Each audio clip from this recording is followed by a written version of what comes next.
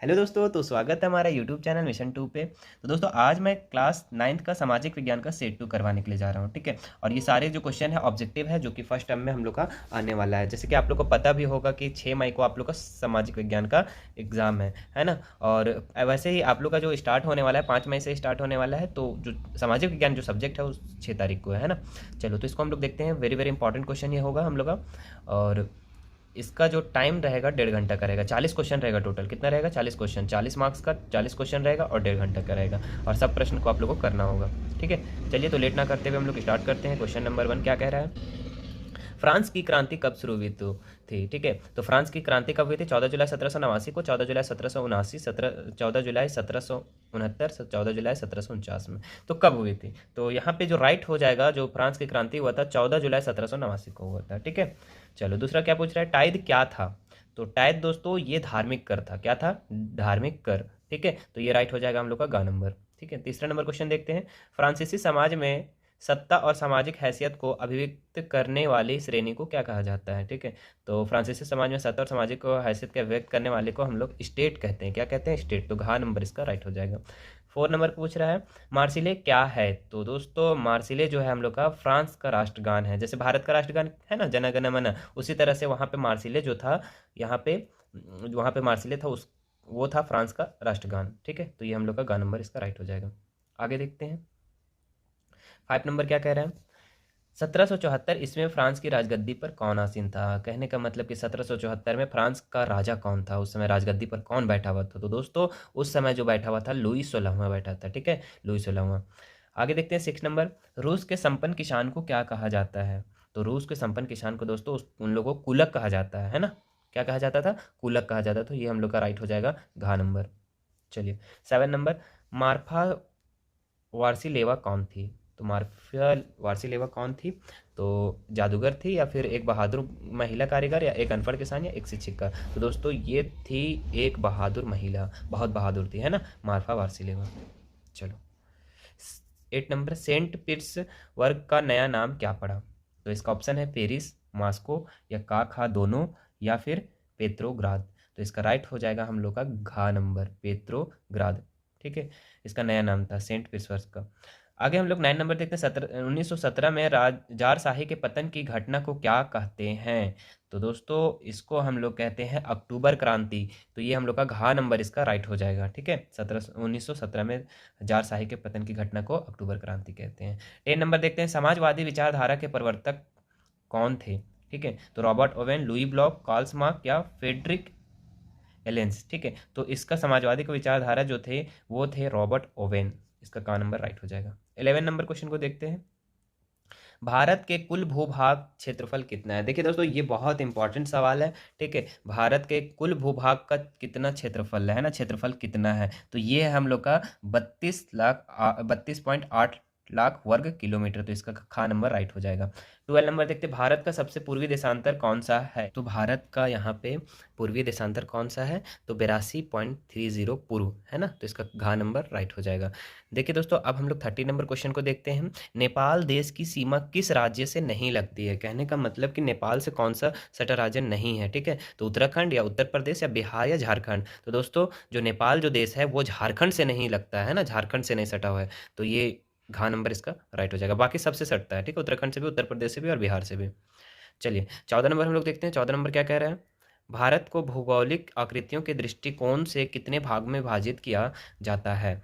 ठीक है। तो भारत में भौगोलिक आकृतियों के दृष्टिकोण से 6 भाग में विभाजित किया जाता है। कितना भाग में विभाजित किया जाता है? 6 भाग में। तो इसका गा नंबर राइट हो जाएगा। 15 नंबर बोल रहा है हिमालय में स्थित भारत की सबसे ऊंची चोटी कौन सी है? तो हिमालय में स्थित भारत की सबसे ऊंची चोटी, तो देखिए हिमालय में जो स्थित है ना, भारत में है, भारत में, ध्यान रखिएगा, भारत में। तो ये कौन सा चोटी है? कंचनजंगा सबसे ऊंची चोटी है। तो इसका खा नंबर राइट हो जाएगा, ठीक है। चलो 16 नंबर देखते हैं।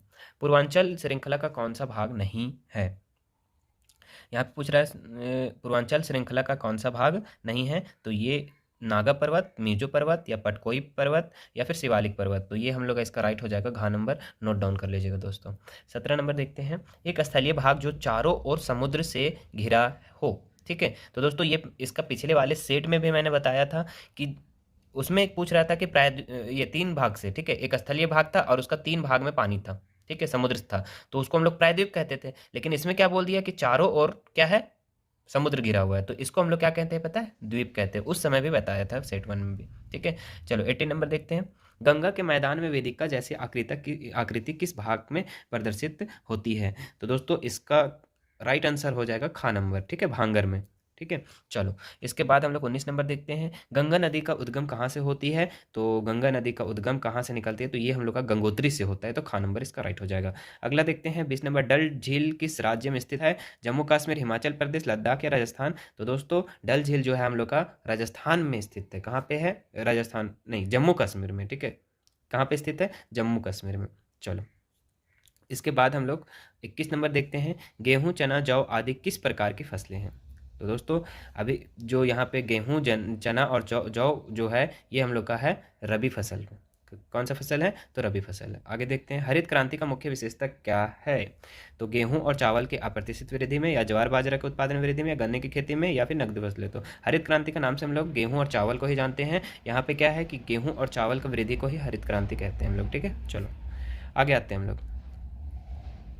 23 नंबर। बहुविधि फसल प्रणाली किसे कहते हैं? ठीक है, तो एक वर्ष में किसी भूमि पर एक ही फसल पैदा करना, एक वर्ष में किसी भूमि पर कोई फसल पैदा नहीं करना, एक वर्ष में किसी भूमि पर एक से अधिक फसल पैदा करना। तो बहुविधि मतलब बहुत सारा है ना, बहुत सारी प्रणाली। तो ये हम लोग का होता है एक वर्ष में बहुत ज़्यादा अगर हम फसल को उगाते हैं तो उसको हम लोग कहते हैं बहुविधि फसल प्रणाली। कहने का मतलब कि एक साल में बहुत सारा फसल एक एक उपजाऊ किए, फिर दूसरा उपजाऊ किए, फिर तीसरा उपजाऊ किए, तो इस तरह से हम लोग का होता है एक वर्ष में बहुत सारे फसल को पैदा करने के लिए, तो उसको हम लोग बहुविधि फसल प्रणाली कहते हैं। तो गा नंबर इसका राइट हो जाएगा, ठीक है।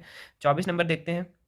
अपनी आजीविका के लिए श्रवण ने एक डेयरी की दुकान खोली। श्रवण की यह क्रिया किस प्रकार की क्रिया है? तो कृषि क्रिया, गैर कृषि क्रिया, अनार्थिक क्रिया, उपयुक्त सभी। तो दोस्तों यहाँ पे तो कृषि क्रिया तो होगा नहीं, क्योंकि ये दुकान खोला है ना, तो ये गैर कृषि हो जाएगा, है ना। डेयरी का दुकान, दूध का दुकान खोला है, तो वो कौन सा कृषि हो जाएगा, कौन सा क्रिया हो जाएगा? तो गैर कृषि क्रिया हो जाएगा। तो खा नंबर इसका राइट हो जाएगा।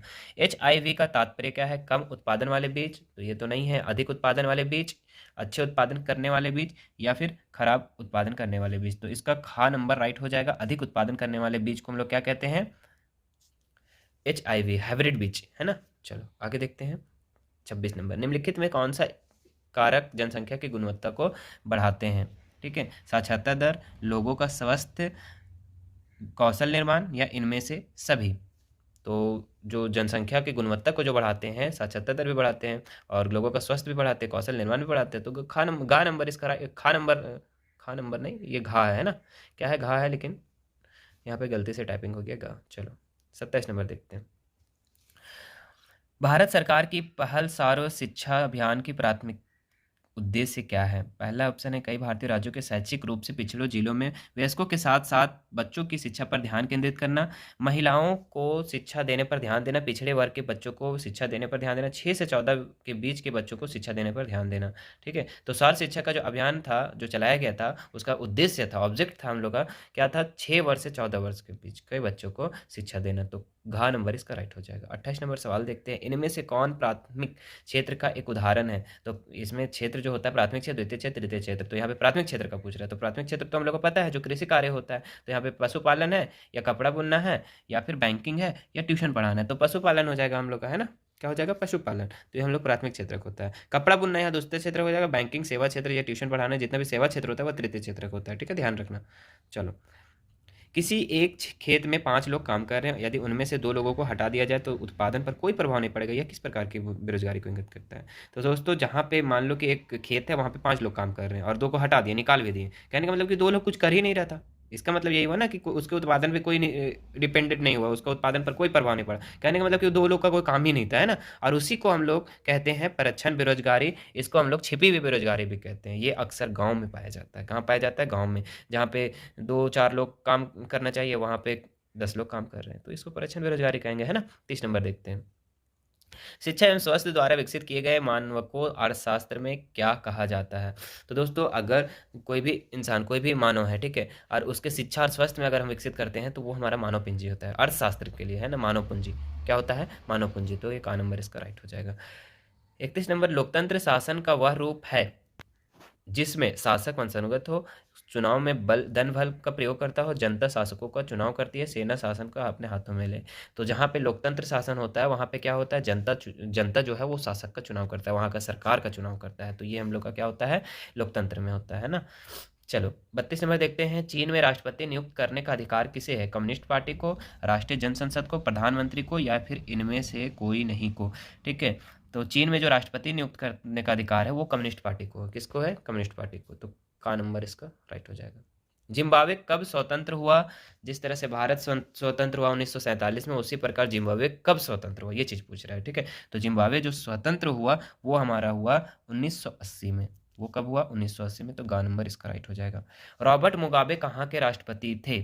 ठीक है, तो रॉबर्ट मुगाबे कहाँ के राष्ट्रपति थे, दक्षिण अफ्रीका, चीन या पाकिस्तान या जिम्बाब्वे का। तो ये जिम्बाब्वे का था। ठीक है, कहाँ का, जिम्बाब्वे। तो गा नंबर इसका राइट हो जाएगा। दक्षिण अफ्रीका के हम राष्ट्रपति नेशनल मंडेला थे। तो इसका गा नंबर राइट हो जाएगा दोस्तों। नेक्स्ट क्वेश्चन देखिए, संविधान के संबंध में इनमें से कौन सा कथन असत्य है, कौन सा कथन इसमें गलत है। यह साथ रह रहे विभिन्न तरह के लोगों के बीच की जरूरी भरोसा और सहयोग विकसित करता है, या स्पष्ट करता है कि सरकार का गठन कैसे होगा, किससे फैसले लेने का अधिकार होगा, या यह सरकार के अधिकारों की सीमा नहीं बताता है, यह नागरिकों के बारे में बताता है। तो दोस्तों इसका गा नंबर राइट हो जाएगा। ठीक है, यह सरकार के अधिकारों को सीमा नहीं बताता है, तो ये गलत है, वहाँ पे असत्य पूछ रहा है। ठीक है, यह सरकार के अधिकारों को सीमा को बताता है। ठीक है, 37 नंबर देखते हैं हम लोग। भारतीय संविधान सभा के लिए कब चुनाव कराए गए थे। तो भारतीय संविधान सभा के लिए जो चुनाव कराया गया था वो जुलाई 1946 को कराया गया था, जुलाई 1946। घा नंबर इसका राइट हो जाएगा। 38 नंबर, इनमें से कौन भारतीय संविधान सभा के सदस्य नहीं थे। तो दोस्तों महात्मा गांधी भारतीय संविधान सभा के अध्यक्ष नहीं थे। ठीक है, तो का नंबर इसका राइट हो जाएगा। बाकी सभी थे, भारतीय संविधान सभा के सदस्य जो थे, पंडित जवाहरलाल नेहरू भी थे, BR अम्बेडकर का भी थे, और डॉक्टर राजेंद्र प्रसाद भी थे। ठीक है, आगे, इनमें से भारतीय संविधान का बुनियादी मूल्य कौन नहीं है, समानता, स्वतंत्रता, असहिष्णुता, या फिर पंथनिरपेक्ष। तो इसका राइट आंसर हमारा गा नंबर हो जाएगा, नोट डाउन कर लीजिएगा दोस्तों। 40 नंबर इसका लास्ट क्वेश्चन है। ठीक है, इनमें से कौन सुमेलित नहीं है, मोतीलाल नेहरू 1928 में भारत का संविधान बनाया, ये तो सही है। डॉक्टर राजेंद्र प्रसाद संविधान सभा के अध्यक्ष, ये भी सही है। BR अम्बेडकर प्रारूप कमेटी के अध्यक्ष, तो ये भी सही है।